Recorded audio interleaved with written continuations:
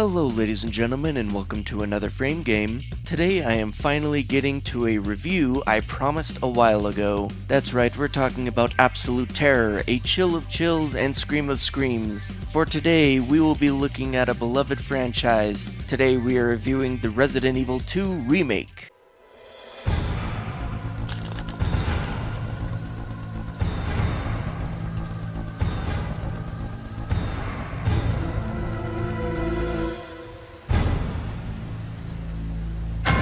Resident Evil 2. In this review, I will be going over graphics, audio, gameplay, and overall experience.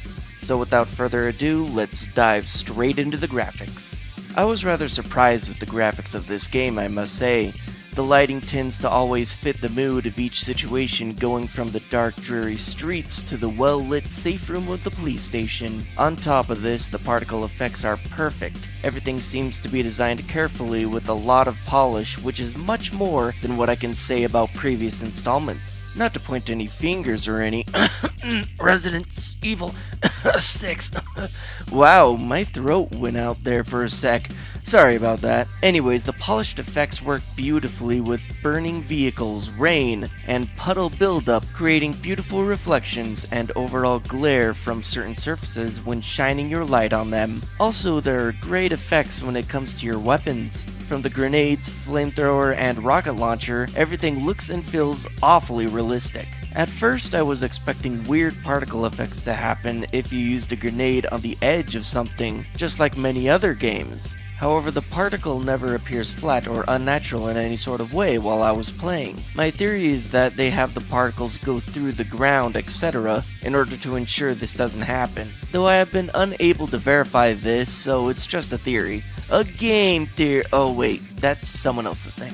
Anyways, aside from this, every single object in the game is clearly made with extreme detail and precision. I couldn't believe how many little details of things appeared at every single turn.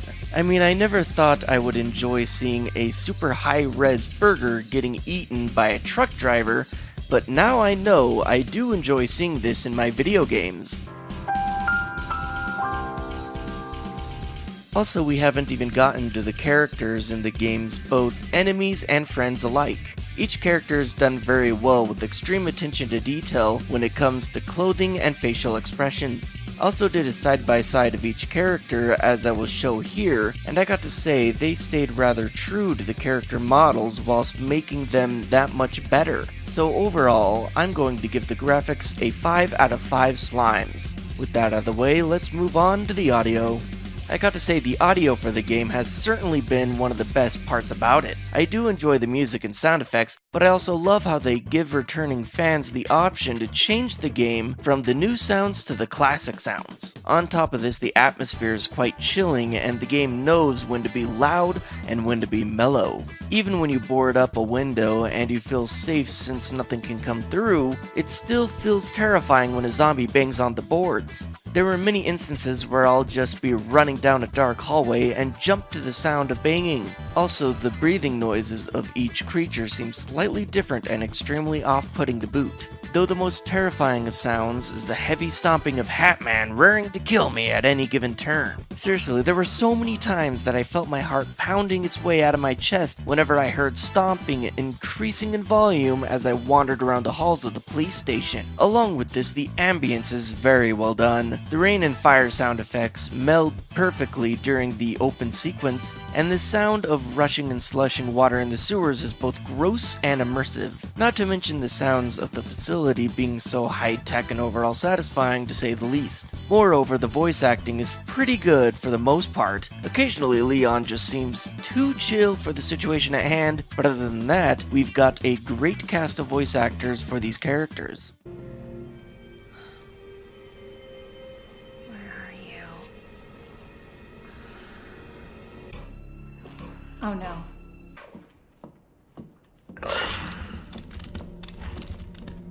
Words ain't gonna cut it with this group. This thing's gotta go down.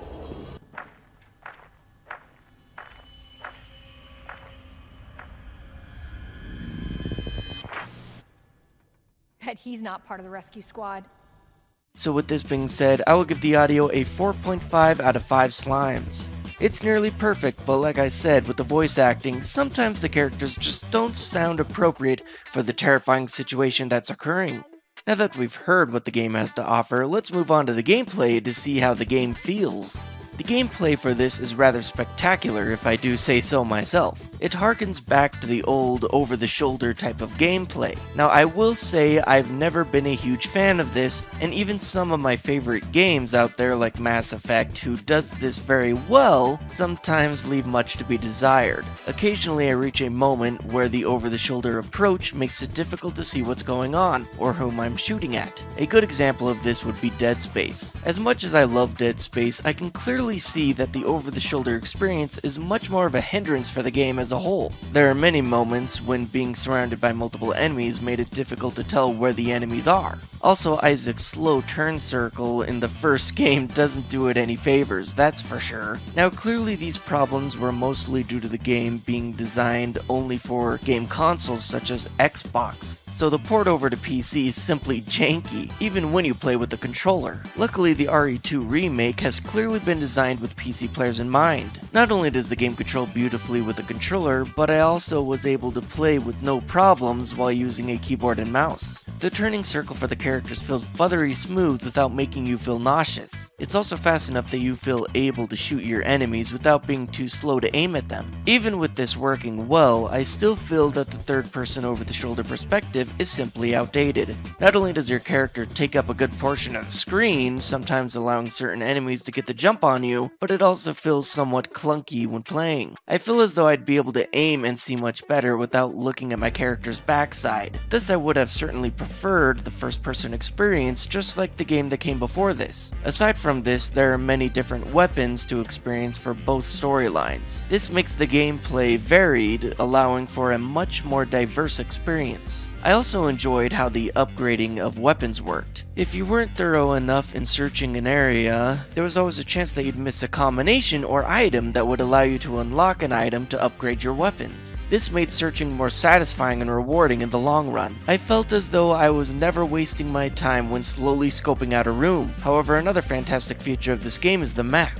This map shows the room as red when you haven't gotten all the items in a given area. However, once you collect everything, the room changes to a blue color, confirming that you've done everything you can there. This made searching much less tedious, allowing you to be sure that you've gotten everything in a given area. This made backtracking much less infuriating and ensured that I was able to always take the optimal route when heading to certain locations. Also, we have some epic boss fights in the game, which can be rather intense at times. It's also nice that the boss fights have certain quirks that you can learn, allowing for your second playthrough of the game to be much more efficient. Not only this, but it's also rather satisfying when you get a hang of the game to the point that you're essentially becoming able to speedrun it. Knowing where each item is also allows you to swiftly blast through to see if you can get a better completion time. It's also nice that there are different modes that change where the items are within the police station. This makes the secondary playthrough interesting without feeling too repetitive, thus allowing this game to have much more replayability.